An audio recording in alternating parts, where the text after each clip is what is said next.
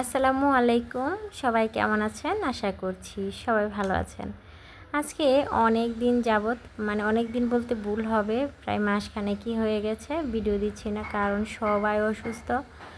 বিশেষ করে আমার শরীরটা খুবই খারাপ, যার কারণে কোনো রকম ভিডিও বানাতে পারছি না। তারপর গ্রামে চলে গেছিলাম, সেইখানে গিয়ে অনেকটাই অসুস্থ হয়ে যায়, তো সেইখানে গিয়েও ভিডিও বানাতে পারিনি। তো এদিক দিয়ে আমি আজকে রান্না করব চীনা হাঁসের মাংস। আমরা যে দেশি হাঁসের মাংসটা রান্না করি সেটার থেকে কিন্তু একটু আলাদা এই চীনা হাঁসের মাংসটা। আর চীনা হাঁসের মাংসটা কিন্তু খেতে খুবই ভালো লাগে। আমার কাছে দেশি হাঁসের থেকে চীনা হাঁসের মাংসটা খেতে একটু বেশি ভালো লাগে, কারণ দেশি হাঁসের মধ্যে একটু গন্ধ হয় আর চীনা হাঁসের মধ্যে কোনো রকম গন্ধ থাকে না। তো এখানে এই চীনা হাঁসের মাংসটা আমি হাঁস গ্রাম থেকে এনেছিলাম, তো এনে ফ্রিজে রেখে বাবার বাড়ি চলে যাই। তো ওখান থেকে এসে তারপরে আমি এই হাঁসটা রান্না করি।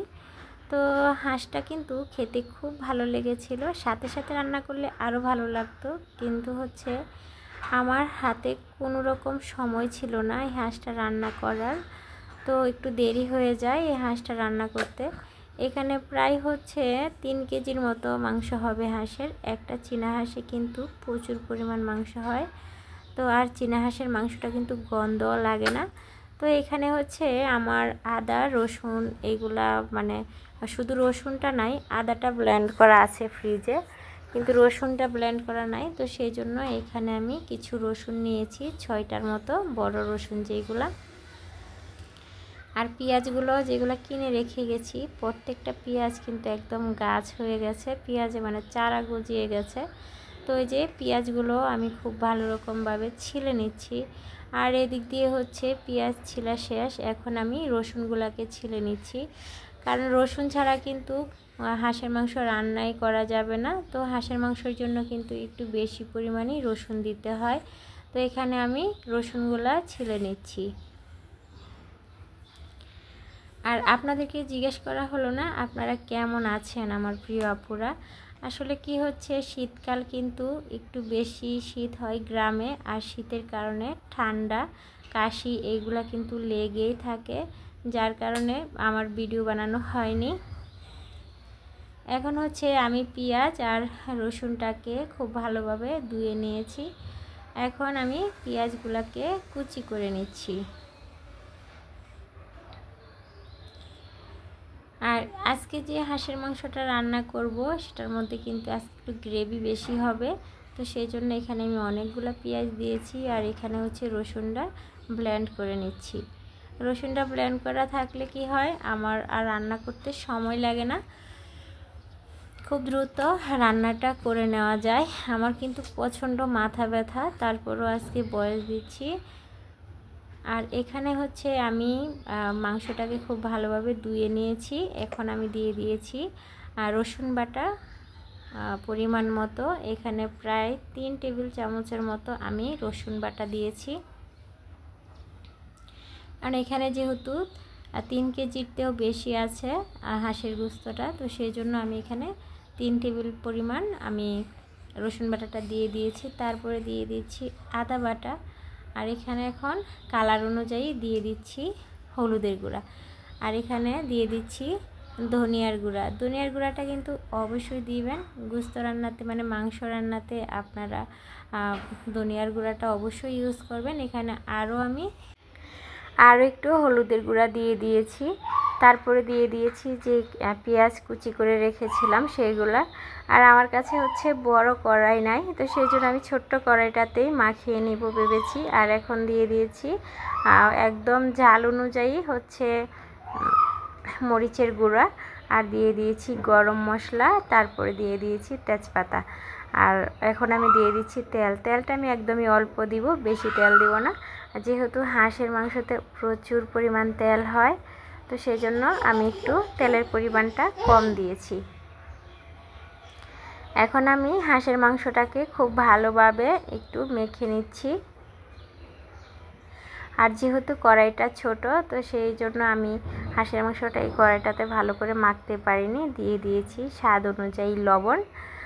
আপনারা অবশ্যই আপনাদের টেস্ট অনুযায়ী লবণটা দিবেন। আমি আসলে এখানে মাখাটা খুব কষ্ট হয়ে যাচ্ছে, তারপরও ট্রাই করছি যে মাখা যায় কিনা, যতটা মাখা যায় মেখে নিব। আর আমার রান্নাতে বেশিরভাগ আমি যত মাংস রান্না করি প্রত্যেকটা মাংসই মাখিয়ে রান্না করি বেশিরভাগ। এখন আমি দিয়ে দিয়েছি প্রেসার কুকারে। আজকে হচ্ছে প্রেসার কুকারে রান্না করব। ভেবেছিলাম আজকে একটু পাতিলের মধ্যে রান্না করব, কিন্তু না, পাতিলে আজকে কিছুতেই রান্না করা যাবে না, কারণ হচ্ছে এখানে গ্যাস খুব কম, তো গ্যাস একদমই নাই বললে চলে। তো সেজন্য আমি আজকে প্রেসার কুকারে দিয়ে কারেন্টের চুলায় রান্না করব। তো সেজন্য আমি যে প্রেসার কুকারে নিয়ে নিলাম, আর খুরচুন মানে যে খুন্তি আমরা খুরচুন বলি, তো সেই জন্য মানে খুন্তি দিয়ে একটু ভালোভাবে নাড়িয়ে চাড়িয়ে দিলাম, মানে একদম মাখা যে ব্যাপারটা সেটা কমপ্লিট করে দিলাম। আর এখন আমি দিয়ে দিচ্ছি জিরে গুঁড়ো। এখন আমি কিছুটা জিরে গুঁড়ো দিয়ে দিলাম, আবার পরবর্তীতে রান্না শেষে অল্প একটু দিয়ে দিব। এখন আমি জিরে গুঁড়োটা দিয়ে একটু ভালোভাবে নাড়িয়ে চাড়িয়ে নিচ্ছি। তারপর আমি ঢাকনাটা লাগিয়ে দিব নাড়ানো শেষে। তো এখন আমি প্রেসার কুকারের ঢাকনাটা লাগিয়ে তারপর হচ্ছে কিছুক্ষণ রেখে দিব, প্রায় আধা ঘন্টার মতো। তারপর হচ্ছে আমি রান্না করব। তো এই যে আমি এখানে কিন্তু আধা ঘন্টার থেকেও বেশি রেখে দিয়েছিলাম, তারপরে এসেছি রান্নায়। তো এখন আমি কি করব, চুলায় গ্যাসটা ট্রাই করেছিলাম, কিন্তু চুলায় গ্যাস নাই। তারপর হচ্ছে কারেন্টের চুলাটা আমি ওপেন করে নিলাম। তো এই যে আমি এখন বসিয়ে দিলাম কারেন্টের চুলায়। আর কারেন্টের চুলায় রান্না করতে কিন্তু সময় খুবই কম লাগে। অনেকেই বলে যে কারেন্টের চুলায় রান্না করতে নাকি খুব দেরি হয়, আমি বলবো যে না, সময় একদমই কম লাগে।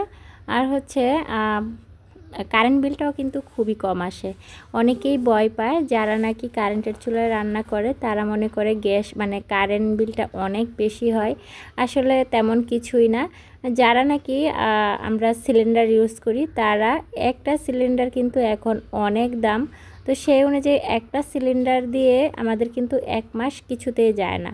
আর কিন্তু 300 টাকা যদি আমরা কারেন্ট খরচ করি, আমরা কিন্তু পুরা মাস জুড়েই রান্না করতে পারি, কোনো সমস্যাই হয় না। তো আমি মনে করি বিলের দিকেও খুব কম আসে কারেন্টের চুলায়, আবার সিলিন্ডার থেকেও অনেকটাই সুবিধা কারেন্টের চুলা, আমার মতে আর কি। কার মতামত কেমন সেটা তো আর জানি না, অবশ্যই কমেন্টে জানিও কার মতামত কেমন, ঠিক আছে। তো এদিক দিয়ে হচ্ছে আমার হাঁসের মাংসটা হয়ে গেছে। এখন আমি কি করব, চুলা থেকে নামিয়ে নিয়েছি আর কড়াইতে ঢেলে দিয়েছি। আমি আজকে হাঁসের মাংসটা একটু ঝুল ঝুল করে রান্না করব, আর একটু ঝুল ঝুল রান্না করলে কিন্তু ভালো লাগে, খেতে কিন্তু খুব ভালো লাগে। আমি সেদিন যে দেশি হাঁস রান্না করেছিলাম একটু ভুনা ভুনা করে রান্না করে ফেলেছি, কিন্তু খেতে খুবই ভালো লাগছে। আর আজকে যে আমি হাঁসের গোস্ত রান্না করছি সেটাও কিন্তু অসাধারণ হয়েছিল। আমার ছেলে কিন্তু সবসময় হাঁসের গোস্ত খুবই পছন্দ করে। আমাদের বাসায় সবাই মোটামুটি হাঁসের গোস্ত খুব বেশি পছন্দ করে। আর শীতকাল আসলে কিন্তু অনেক হাঁস খাওয়া হয়, আর হাঁস বাঁচতে কিন্তু অনেক কষ্ট, তো সেই জন্য আমি হাঁস থেকে একটু দূরেই থাকার চেষ্টা করি। আর তারপরও কি করব, শীতে 2-4টা হাঁস খাওয়া হয়। এখন আমার রান্নাটা কিন্তু প্রায় হয়ে এসেছে। এখন আমি আরও একটু জিরার গুঁড়া দিয়ে দিচ্ছি। আমি এখানে এত বেশি ঝোল রাখবো না, আর একটু ঝোল কমিয়ে নিব। তো আজকের বয়েজে কিন্তু অনেক নয়েজ পাবেন আপনারা। তো আমার বেবিটা কান্না করতেছে, ও চিল্লাইতেছে, তো সেই জন্য কিন্তু অনেকটাই নয়েজ আসবে। আপনারা কিন্তু কেউ কিছু মনে করবেন না, অবশ্যই আগের মতো আমাকে সাপোর্ট করে যাবেন। আর আমি এখন থেকে খুব চেষ্টা করব প্রতিদিন ভিডিও দেওয়ার জন্য। এখন থেকে আপনারা শুধু লাইফস্টাইল ভিডিও পাইবেন সম্ভবত। হ্যাঁ, রান্নাবাড়াও থাকবে, কিন্তু এতটাও থাকবে না। আমি একটু এবার লাইফস্টাইল ভিডিও দেওয়ার চিন্তা ভাবনা করতেছি। আর দেখি খুব দ্রুত সুস্থ হওয়ারও চিন্তা ভাবনা করতেছি। খুব ভালো ডাক্তারও দেখাতে হবে। আপনারা সবাই দোয়া করবেন যেন আমি খুব তাড়াতাড়ি সুস্থ হয়ে যাই আর আপনাদের মধ্যে ফিরে আসতে পারি। আর এদিক দিয়ে কিন্তু আমার রান্নাটাও প্রায় হয়ে এসেছে, আর রান্নার গ্রেভিটাও অনেক সুন্দর হয়েছে।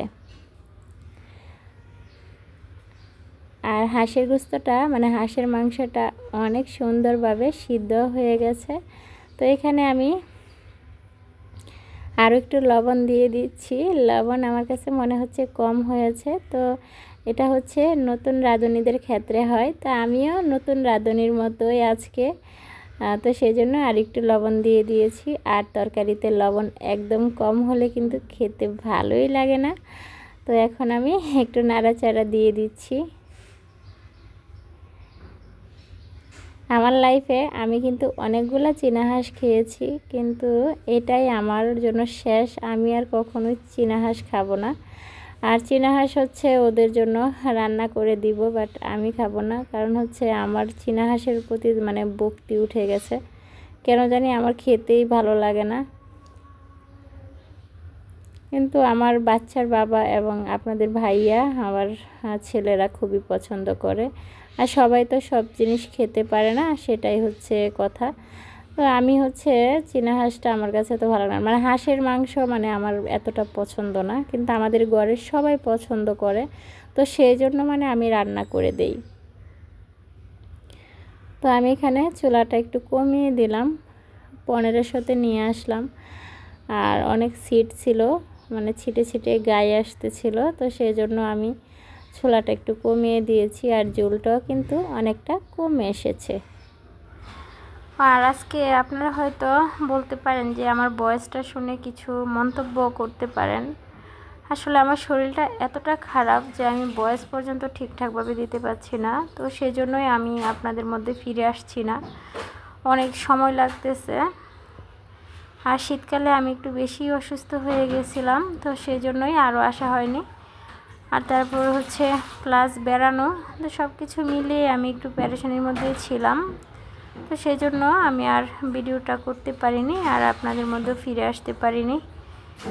আর যারা আমাকে মিস করেছো এতদিন, এখন থেকে আর মিস করতে হবে না, আমাকে পাবে সবসময় পাশে। আর আমি এখন থেকে প্রতিদিনই ভিডিও দিব। আর এখন আমি আমার ছেলের জন্য খাবারটা বেড়ে নিচ্ছি, ও খাবারটা খেয়ে নেবে। তো আজকের ভিডিওটা এই পর্যন্তই। সবাই ভালো থাকবে, সুস্থ থাকবে। আল্লাহ হাফেজ।